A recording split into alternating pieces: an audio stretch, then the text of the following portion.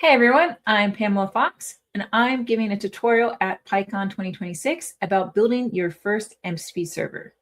MCP stands for Model Context Protocol, and it is the open standard that defines the way that different agents can get context and tools from other sources. And it's been fantastic for interoperability so that people can build their MCP server once and then consume it in different agents like Claude Code, GitHub Copilot, ChatGPT, their own custom agents, etc. Right? So it's this open standard that has swept across the industry, and I think it's really helpful for everyone to understand how to both use and build your own MCP servers.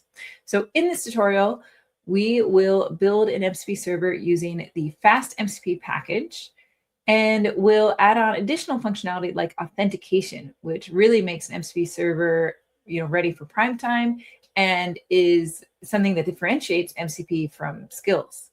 And we'll use open source OAuth provider for the authentication so that everything is something you can actually run locally on your own machines. We'll also play around with some of the new MCP stuff like MCP apps, which are really fun, and see how we can actually present UIs inside of our agent MCP experiences as well. So I hope you come. I think it'll be a lot of fun, and yeah, see you there. Bye.